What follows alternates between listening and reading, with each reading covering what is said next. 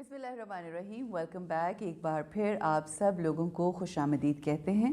ہمارا سیگمنٹ جس میں ملاقات ہوتی ہے ریلیجس اسکالر سے اور ایک ٹاپک کے حوالے سے گفتگو ہوتی ہے، اور اس گفتگو کا مقصد یہی ہے کہ ہم علم حاصل کرتے ہوئے زندگی کو تبدیل کرنے کی کوشش کے عمل میں جاری و ساری رہیں. آج جن سے میں آپ کی ملاقات کروانے جا رہی ہوں ان کا تعارف کروانا چاہوں گی. وہ جی ماسٹرز ان اسلامک اسٹڈیز انہوں نے پنجاب یونیورسٹی سے کیا. اس کے بعد تعلیم حاصل کرنے کے لیے مختلف ممالک میں گئیں. ایجپٹ بھی جانا ہوا، وہاں سے علم حاصل کیا. پھر اس کے بعد فاؤنڈر ہیں نور القرآن انٹرنیشنل انسٹیٹیوٹ کی. بہت ساری بچیوں کو گائیڈنس دی ہے، تعلیم دی ہے علم کے حوالے سے، یعنی قرآن کے علم کے حوالے سے تفسیر بیان فرماتی ہیں اور بہت ساری بچیوں کی رہنمائی کر رہی ہیں. ہمارے ساتھ ہیں اساتذہ عفت مقبول صاحبہ. السلام علیکم. وعلیکم السلام. کیسی ہیں آپ؟ ٹھیک ٹھاک ہیں؟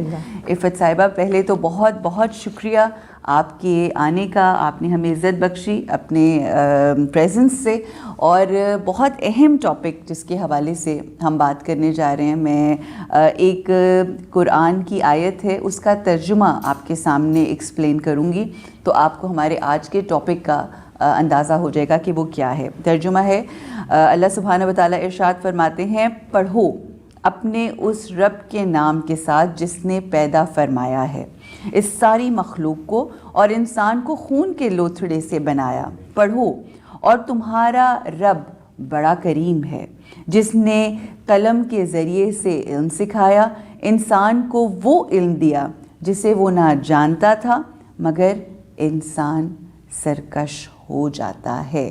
خواتین و حضرات، قرآن کی یہ وہ پہلی آیت جو وحی جو آقائے دو جہان محمد مصطفیٰ صلی اللہ علیہ وآلہ وسلم پر جس کا نزول ہوا، اور پھر یہ پڑھائی کا، یہ علم کا سلسلہ جو ہے وہ جاری ہوا اور آج تک یہ چل رہا ہے.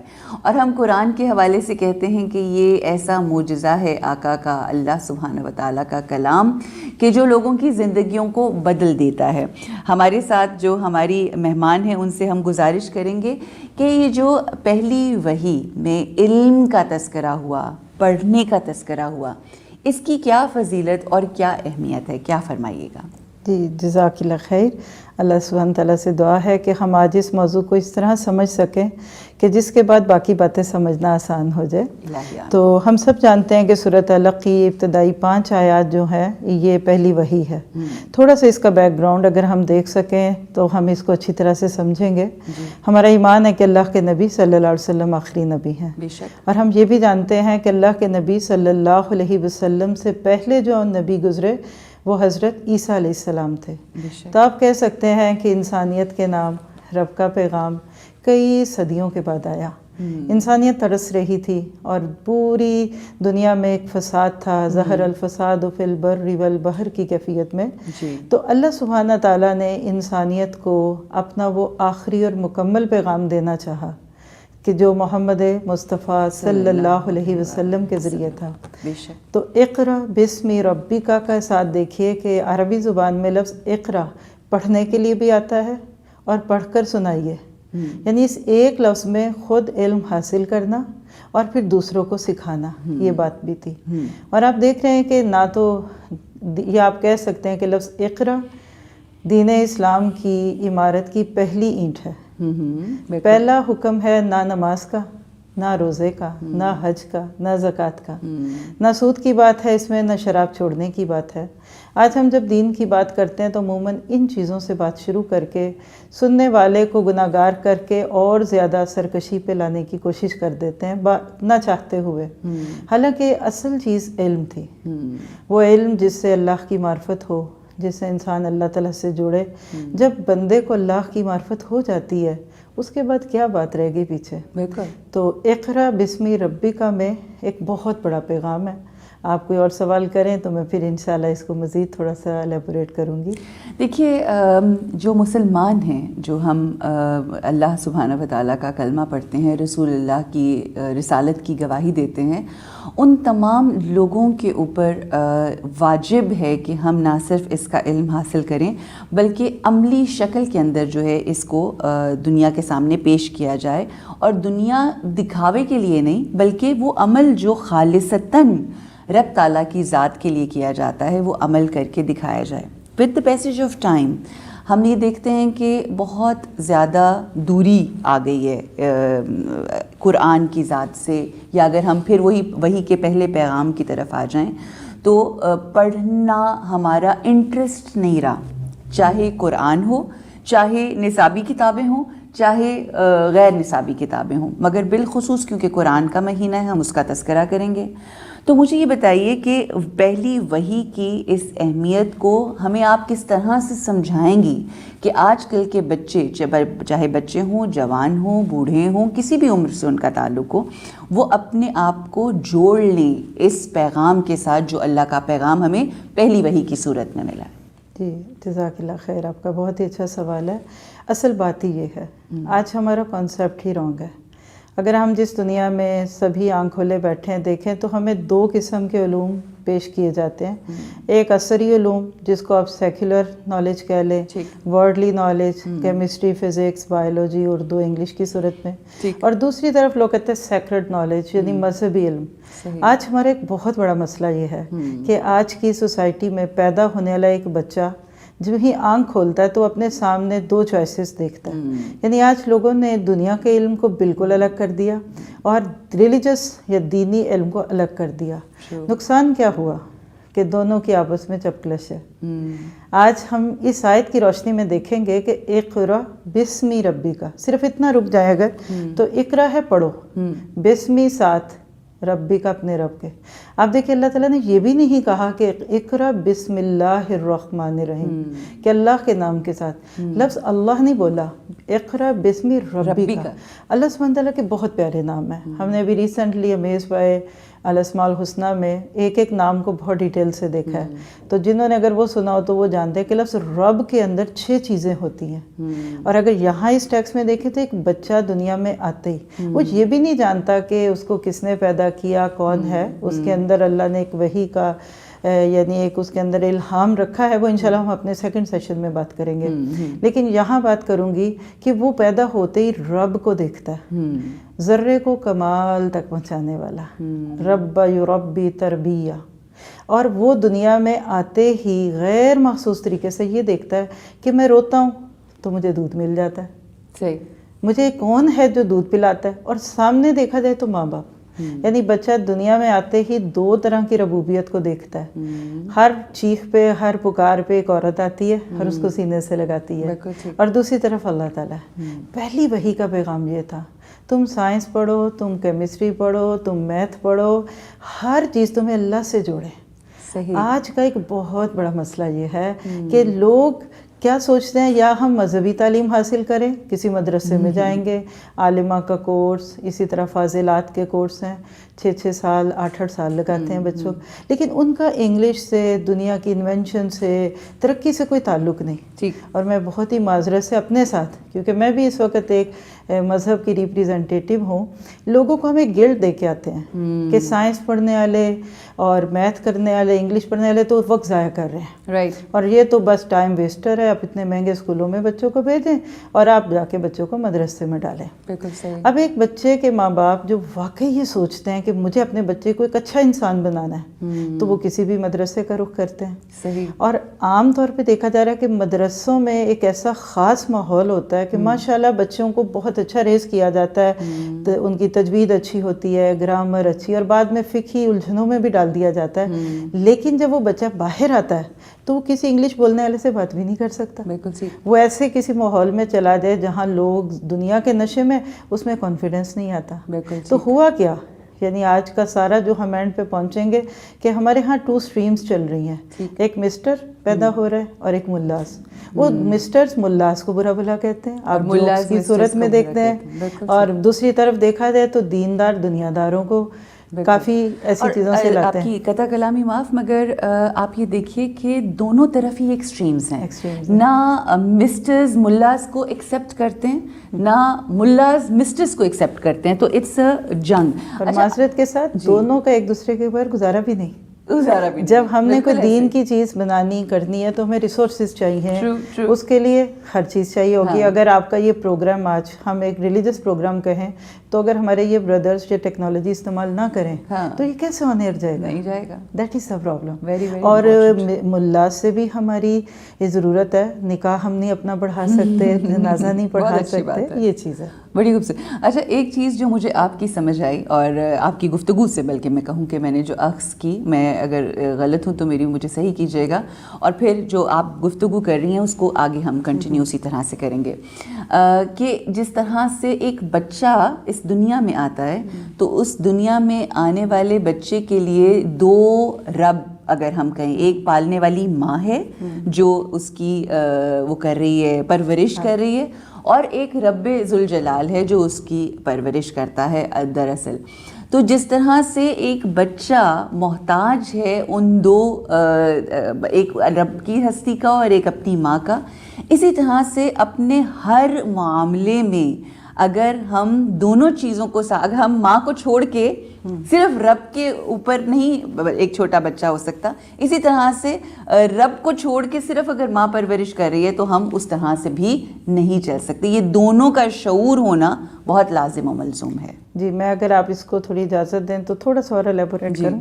आप देखिए कि इस्लाम क्या कहता है आपको कि बच्चे को पैदा होते ही, ब्रॉट अप होते ही, जब आप उसको दुनिया के किसी सेटअप में डालें तो आइडियल सिचुएशन क्या है कि वो एक ही जगह पे जाए. वहाँ से अगर उसके सब्जेक्ट्स में दुनियावी उलूम जिसको आप कहते हैं, हिसाब किताब है, उर्दू है, माशरती उलूम है, वो सिखाएं.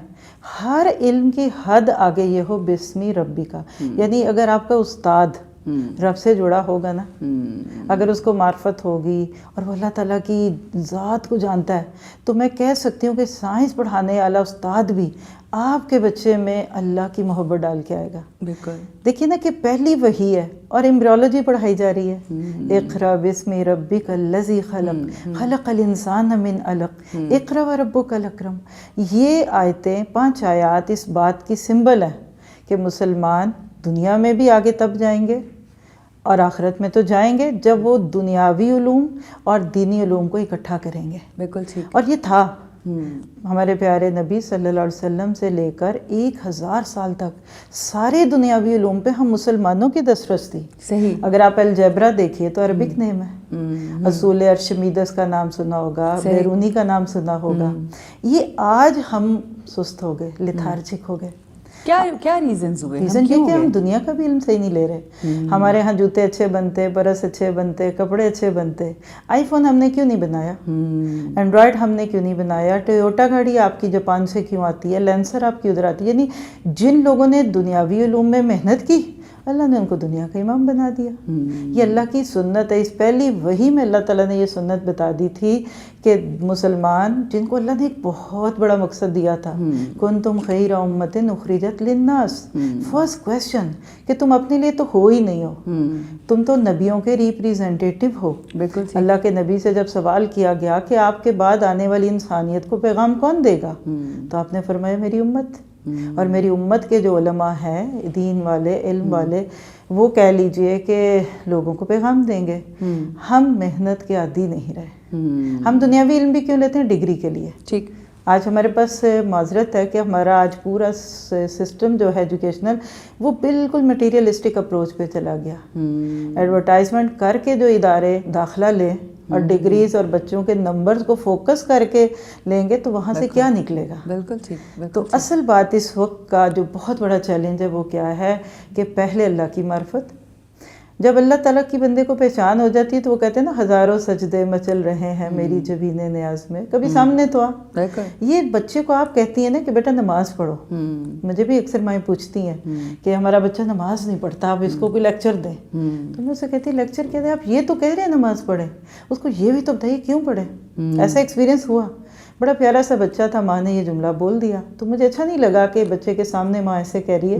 تو میں نے اس لیکچر میں اس دن سورہ فاتحہ کے تھرو اللہ تعالیٰ کی ذات پہ تھوڑی بات کر کے اینڈ پہ بتا دیا کہ جب اللہ کو ہم نماز کے اندر یہ کہتے ہیں نا الحمدللہ رب العالمین، تو یہ ایسی جیسے آپ مجھے کہتی ہیں تھینک یو سو مچ، تو یہ اللہ کی ساری نعمتوں کا شکریہ. یقین کریں اس دن کلاس کے وہ لیکچر کے بعد وہ بچہ میرے پاس آیا، کہنے گا کہ ma'am today I know why should I pray, کہ یہ 5 دفعہ میں اللہ تعالیٰ کو تھینک یو لیٹر بھیجتا ہوں. تو امیاں یہ تو کہتی ہیں نماز پڑھو، لیکن یہ نہیں بتاتی کیوں پڑھو. صحیح. بیویاں اپنے ہسبینڈس کے لیے، ہسبینڈ اپنی بیویوں کے لیے پریشان ہوتے ہیں، تو ان کو صرف آج ایک اینٹ پہ بات کریں کہ لوگوں کو اللہ کی پہچان ہو، اور یہ ہو گئی تو پھر نماز روزہ تو بہت چھوٹی چیز ہے. پھر تو انسان اللہ کے رستے میں زندگی بھی لگانا چاہتا ہے نا. قل ان صلاتی و نسکی و محیای و مماتی للہ رب العالمین، جس کو لوگ آج بالکل ایک ایسی ٹاپ کلاس چیز سمجھتے ہیں کہ شاید کوئی شہر کے 4-10 لوگ ہوں گے جو اس درجے پہ جی رہے ہیں. صحیح. ہر بندہ ایسے ہی ہوگا، شرط یہ کہ آپ کو اپنے رب کی پہچان ہو جائے. بالکل صحیح. تو یہ جو ہم پڑھنے کی جو بات کرتے ہیں، آپ نے کہا کہ رب کی، بچے نے کہا کہ کیوں میں پڑھوں نماز.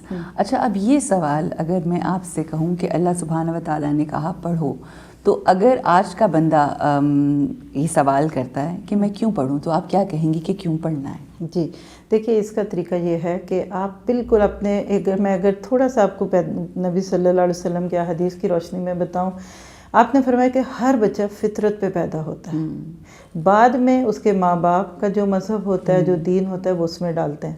تو اللہ تعالیٰ نے ہم سب کی روحوں سے ایک اقرار لیا تھا.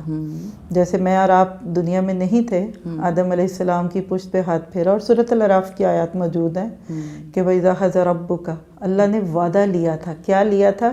کہ أَلَسْتُ بِرَبِّكُمْ. تو جیسے آج کی زبان میں آپ کہیں کہ آپ کے نئے کمپیوٹر کے اندر کچھ چیزیں انسٹال کر دی، بعد میں وقت پڑھتے پہ ہم اس کو استعمال کرتے ہیں. تو ہم سب کی انسٹنکٹ، جس کو آپ جبلت کہہ سکتے ہیں، فطرت کہہ سکتے ہیں، اس میں اللہ تعالیٰ نے ایک پروگرام ڈاؤن لوڈ کر دیا ہے، اور وہ کیا ہے کہ میں تمہارا رب ہوں.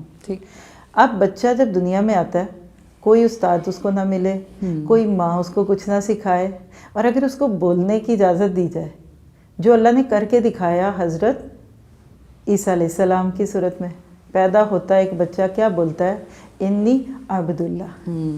حضرت عیسیٰ کا پہلا کلام جو ہے نا سورہ مریم کے بالکل سیکنڈ رکوع میں آپ پڑھ سکتے ہیں، انی عبد اللہ. کس نے سکھایا ان کو کہ میں اللہ کا بندہ ہوں؟ وہ پیچھے کا پروگرام تھا. اب آج اگر ایک نیو بورن بیبی کو کوئی ٹچ نہ کرے، سب چھوڑ دیں، کوئی ٹیچر، کوئی ماں باپ نہ ملے، وہ اسی اپنے اندر کے شعور کے ساتھ بولتا ہے کہ میں اللہ کا بندہ ہوں. اور یہ جو ہم دن میں 5 نمازوں میں ایٹ لیسٹ 17 ٹائم ایاک نعبد و ایاک نستعین کہتے ہیں نا، وہ اسی کی ریمائنڈر ہے. ہمیں ریکال کرایا جاتا ہے کہ تمہارا مقام کیا ہے، تم عبد ہو. اور عبد کے اندر 3 چیزیں ہوتی ہیں. جیسے اگر آپ سے کوئی پوچھے کہ آپ بہت عبادت گزار ہیں، تو ہمارے ذہن میں ہمیشہ نماز، روزہ، حج، زکوٰۃ آتا ہے. حالانکہ یہ 1/3 آف عبادت ہے. عبادت کی ڈکشنری کے رنگ میں دیکھیں نا تو 3 ڈائمنشن ہے. سب سے پہلا کیا ہوتا ہے کہ آپ عبادت کریں، یعنی جس میں ورشپ کے موڈ میں آپ کہہ لیں. دوسرا اس کے بعد ہوتا ہے اطاعت، سبمیشن، یعنی رب کو مانتے ہو نا تو رب کی بھی مانو.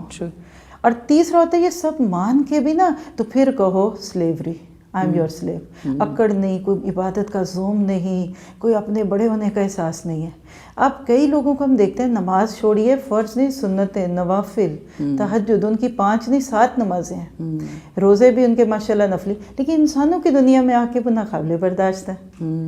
سختی ہے، جھگڑا ہے، غصہ ہے. یہ جو پہلی وحی کا ایک لفظ میں اگر میں آپ کو آج جملہ دوں نا، کردار سازی.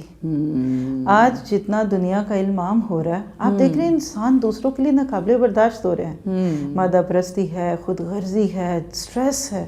میرا چونکہ باہر کی دنیا سے تعلق ہے، مجھے تصویر کے وہ دونوں رخ دکھتے ہیں جو میں اپنے ملک میں آ کر دیکھتی ہوں اور جو میں دوسری طرف دیکھتی ہوں. ہمارے خیال میں ایسے کہ امریکہ جنت ہے، اور ایئرپورٹ پہ اترتے ہی ہو رہے ہیں اور ڈالر درختوں پہ لٹک رہے ہیں اور انسان خوش ہے. Believe me, piece and prosperity, یہ 2 چیزیں اکٹھی صرف تب ہیں جب اقرا بسمی ربک ہے. باہر کی دنیا کے پاس پیسہ بھی ہے، علم ہے، ڈگریز ہیں، خوش نہیں ہے. میرا تعلق ناروے سے ہے. آپ فگر جا کے فیکٹ کریے، ہر سال یہ فرسٹ 2-3 یعنی تیسرے بہت بھی کم آئے گا نا تو نمبر 4 کنٹری آتا ہے دنیا میں بیسٹ لائف سٹائل میں. کبھی 1 ہوتا ہے، کبھی 2، بہت ورسٹ ہے تو 4. لیکن دنیا میں سب سے زیادہ ڈپریشن ہوا ہے، خودکشی ادھر ہے، سوسائڈ ادھر ہے.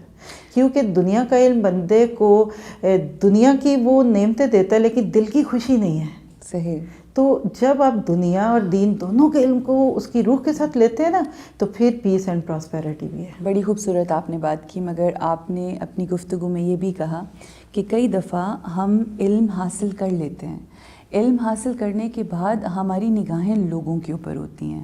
اب دیکھیے وہ بھی تو علم کی روشنی رکھتے ہیں، مگر علم کی روشنی یعنی علم سے میری مراد یہ ہے کہ دینی علم رکھنے کی روشنی کے ساتھ ساتھ بھی کئی دفعہ ہمارا مقصد اس روشنی کو حاصل کرنا لوگوں کی اصلاح ہوتا ہے. جبکہ ہم دینی تمام وہ تعلیمات حاصل کرنے کے باوجود بھی ایک کرختگی، نماز روزہ جس طرح آپ نے کہا، وہ سب کچھ کر رہے ہوتے ہیں بٹ لوگوں کی طرف نظریں. اب دیکھیں علم تو دنیا دینی ہے، بٹ کیا چیز ایسی ہوتی ہے کہ وہ تمام ہر چیز پڑھنے کے باوجود، I am not talking about دنیاوی، دینی علم پڑھنے کے باوجود بھی کہیں کرختگی آ جاتی ہے، ٹالرنس لیول نہیں ہوتا اپنی فیملی کے اندر بھی، لوگوں کے معاملات میں.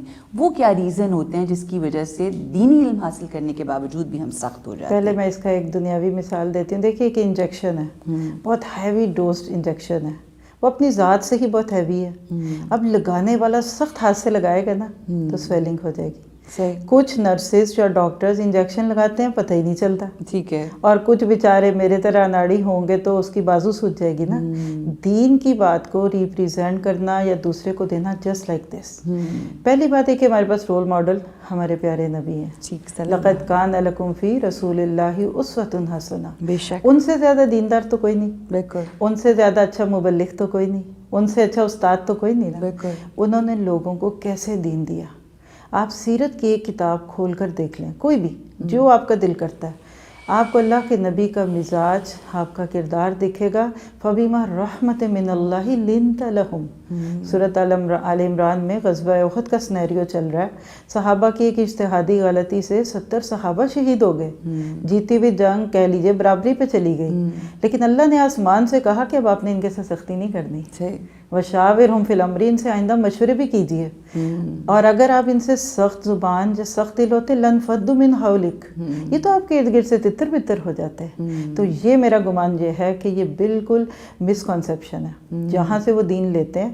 بس آپ دیکھیں ہمارے ہاں ایک مشہور جملہ جی، ڈنڈے کے بغیر حفظ نہیں ہوتا. صحیح. اور میں نے حفظ تو نہیں کیا، مگر میں نے جب مجھے یاد ہے میں نے اپنے بچپن میں جن قاری صاحب سے پڑھا تو وہ سیٹرڈے کو یا اس زمانے میں تھرسڈے کو چھٹی سے ایک دن پہلے ہمارا وہ ریویژن ہوتی تھی، اور اگر نہیں کچھ یاد ہوتا تھا تو میں نے ڈنڈے بھی کھائے ہیں اپنے ہاتھوں کے اوپر. ایسے ہی، حالانکہ یہ بہت مسکنسیپشن ہے. اب دیکھیے ایک چھوٹا سا ذہن ہے، اس کا سائنس ٹیچر آئے تو اس کو گو بوائے گڈ بوائے پیار سے بات کرے، اور ایک استاد آئے تو وہ اسے سختی سے بات کرے. آپ خود دیکھیں نا، یہ ایک بہت بٹر ٹروتھ ہے. لیکن آپ کے گھر کا ڈور بیل ہو اور آپ دیکھتے ہیں کہ بڑا سوٹڈ بوٹڈ ایک اچھا پرسن ہے، کہتا ہے I am your kids tutor ہوں. اب آپ اس کو کہاں بٹھاتے ہیں؟ ڈرائنگ روم کھلے گا، ہیو یور پلیز چائے پانی، پھر بچہ پڑھے گا اور پھر شاید اس کو کتنی 20-30-40 ہزار روپے بھی ملے گی. اسی گھر میں تھوڑی دیر بعد ایک اور گھنٹی بجتی ہے اور وہ کہتے ہیں جی میں مولوی صاحب ہوں، بچوں کو قاعدہ پڑھانے. کہاں بٹھاتے ہیں ہم ان کو؟ برآمدے میں. پنکھا بھی لگا دیں تو بڑی بات ہے.